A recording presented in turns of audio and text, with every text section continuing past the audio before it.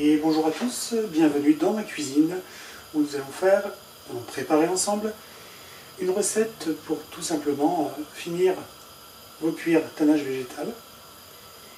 Et avec donc une recette qui est pour moi la plus optimale, avec du suif, de la cire d'abeille, un gros pot ou des petits, et bien entendu de l'essence de térébenthine et pas à la térébenthine. C'est pas vraiment la même chose. Alors pourquoi le suif? Parce que c'est un corps gras adapté au cuir. On pourra utiliser aussi de l'huile de lin, mais c'est plus adapté au bois. Le suif va, plutôt que de ramollir, il va plutôt assouplir le cuir et le nourrir, bien qu'un cuir n'ait pas spécialement besoin d'être nourri plus de 2 fois par an, sauf en cas d'extrême pluie, torrent, inondation, tout ce qui va avec. De la cire, tout simplement, ça va permettre de donner une certaine forme de patine. Ça va également protéger le cuir des intempéries, de l'eau. Ça pourra le rendre d'une certaine façon imperméable, mais jamais totalement, et ça finit toujours par s'en aller. L'essence de térébenthine est un distillat de résine de pin. C'est relativement naturel. Par contre, attention, c'est inflammable. On voit, c'est très inflammable. Et surtout, évitez de l'inhaler, d'en mettre sur vos doigts, parce que ça passe très très bien à la barrière de la peau. C'est tout le principe en fait. On va mélanger ça et avec ça, pour avoir du coup un encaustique, même si on ne peut pas vraiment appeler ça comme ça, parce que l'encaustique est plutôt à base d'huile de lin. Un baume, pas vraiment, parce que tout simplement, ça ne veut pas dire grand chose. Hein. Un baume, c'est pour nourrir, c'est pas forcément pour protéger, là on va faire les deux. On va appeler ça l'élixir, tout simplement, parce que tout le monde y trouve son petit mot dans sa petite recette. Donc je vais appeler ça l'élixir. Donc ça se met uniquement sur le cuir tannage végétal, tout simplement parce que c'est adapté. Pour les cuirs type chrome, mixte et compagnie, on va plutôt utiliser des produits faits pour, qu'on peut trouver et qu'on ne peut pas faire à la maison. Voilà. On pourrait aussi mélanger avec de la lanoline, donc c'est de la graisse de fourrure de mouton. Ça marche aussi très très bien. C'est de base, tout ça est relativement naturel, sauf ça qui a été une transformation. C'est un solvant qui va très très bien joindre la graisse et la cire, parce qu'il est fait pour tout simplement. Donc on va commencer avec le garbure et on va mélanger tout ça. On va faire ça en sorte pour que ça aille dans un pot à confiture ou dans un pot à recette secret d'éleveur, terrine de campagne. Donc on va mettre à peu près un tiers, mais un tout petit peu moins de cire, parce que le but c'est pas d'avoir une espèce de bloc, le but c'est que ça pénètre le cuir. Mais pas trop non plus pour éviter de submerger. Donc l'essence de térébenthine on le mettra à la fin, parce que là à côté on a du gaz, et on va éviter que ça s'enflamme bêtement. Donc je vais mettre à peu près 70 grammes, sachant que si vous êtes habitué à la recette avec l'huile de lin, on va mettre un peu plus de cire dans celle-là parce que le suif est un peu moins visqueux. Enfin, il n'a pas l'air comme ça, mais dans la recette finale, il l'est moins. Donc, d'abord, on va allumer, c'est mieux. Hop.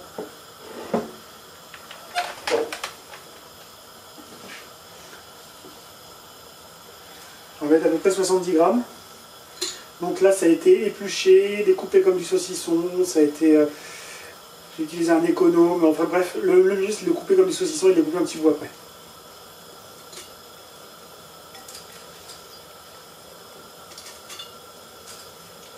« 47 grammes, 65, 60, 72, on dira que ça ira. Donc, mon eau est frémissante.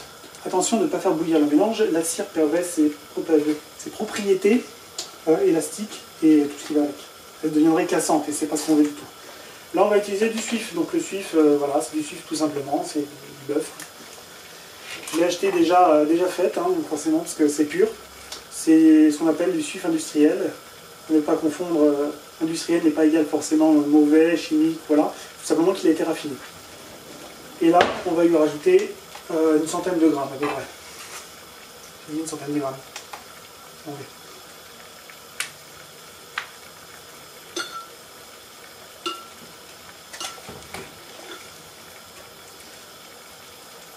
Grammes. Une deuxième bonne grosse cuillère. Ça tombe de partout. C'est gras, attention. 87, 98, 99, 100 grammes. Il y était presque. Tout simplement, on va le mettre au bain-marie à fondre.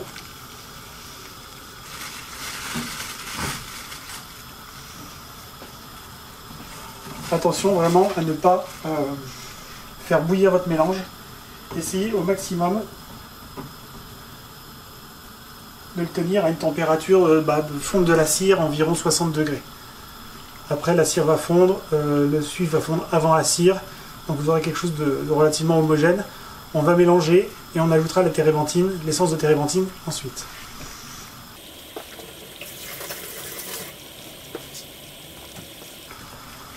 Le principe du bain-marie, c'est que c'est relativement doux, même si l'eau autour est bouillante, l'intérieur va forcément être beaucoup plus froid.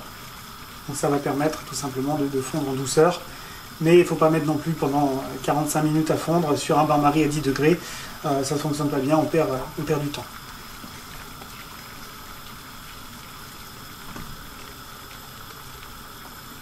Là, on voit déjà pour l'instant que ça ne fond pas spécialement rapidement. Donc il n'y a aucune crainte à avoir, vous pouvez faire bouillir votre eau sans problème tant que l'intérieur ne bout pas. C'est une recette que l'on va petit à petit arranger, chacun à la sienne. Là on est vraiment sur la plus simple. On ne va pas rajouter des cires exotiques, on ne va pas rajouter des choses qui pour moi n'ont pas spécialement d'intérêt. Peut-être en chimie, avec des grands chimistes, on finira par trouver des petites choses qui seront encore mieux pour le cuire, mais là pour l'instant on est sur une recette qui, je présume, est optimale, faute d'avoir trouvé mieux. Donc, parce qu'il existe de multiples recettes pour le bois, pour le cuir, elles ne sont pas forcément adaptées. Là, vous avez du 100% naturel, du suif, de la cire d'abeille. Hein. Voilà, cire d'abeille de toute beauté, qui sont bons chez l'apiculteur. Vous voyez, le côté saucisson fine tranche permet d'avoir quelque chose d'adapté vraiment à la fonte.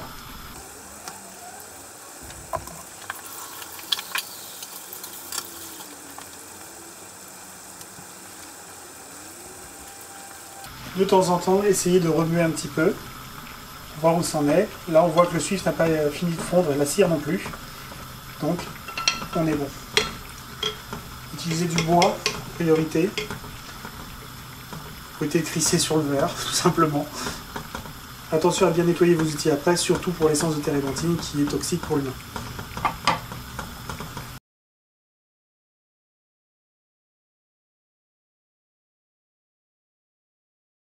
Bien voilà, quand le dernier bout de cire à l'intérieur a fondu, on peut couper le feu. Et on va ramasser ce qu'il nous faut avec un torchon parce que forcément le bocal est chaud. 60 degrés, c'est pas énorme mais ça brûle.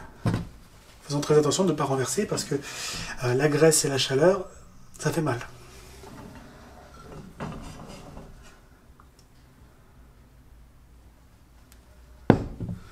Voilà, nous avons donc notre liquide qui est parfaitement fondu.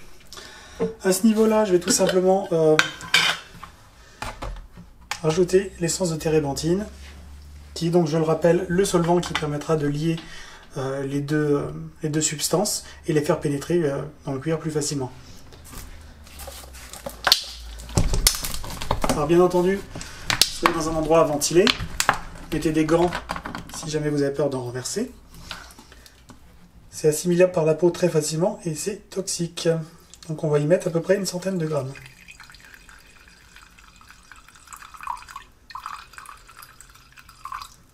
J'y suis presque. Voilà, 103, ça ira. Donc bien entendu, vous ne l'avez pas mis au frigo avant, hein, parce que d'une part ça ne sert à rien, et deux, on va éviter le choc thermique dans le verre.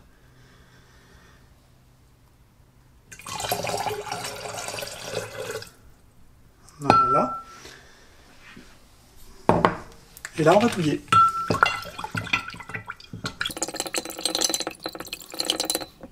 Ça va, c'est pas si chaud. Comme quoi, on peut mettre un bain-marie bouillonnant sans forcément avoir quelque chose de bouillant qui cuit à l'intérieur. Et là, on va tout simplement le transvaser.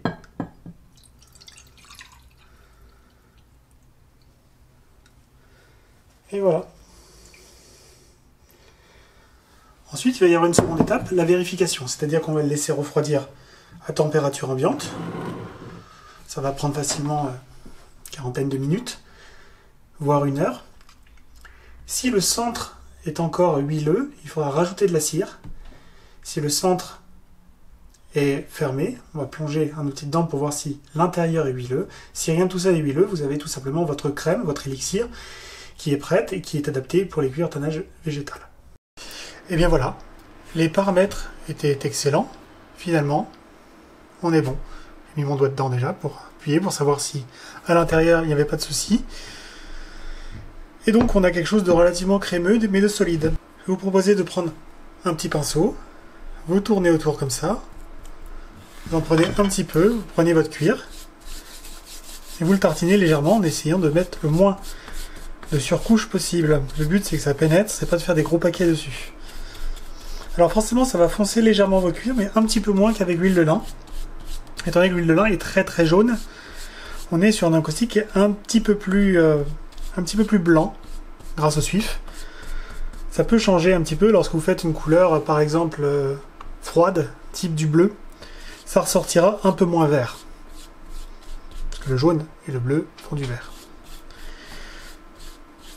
Donc voilà, un petit essai sur une chute. Vous voyez, ça fonce quand même un petit peu le cuir. Après, ça va redevenir un peu plus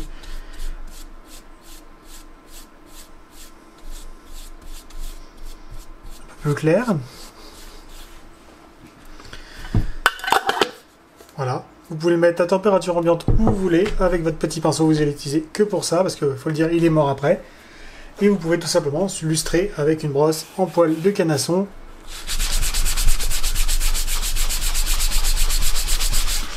Pour avoir quelque chose de brillant. N'hésitez pas à le faire chauffer. Bien polir. Voilà. Le toucher est légèrement gras, légèrement, comment dire, légèrement poisseux, légèrement. Il suffit de repasser pour lustrer.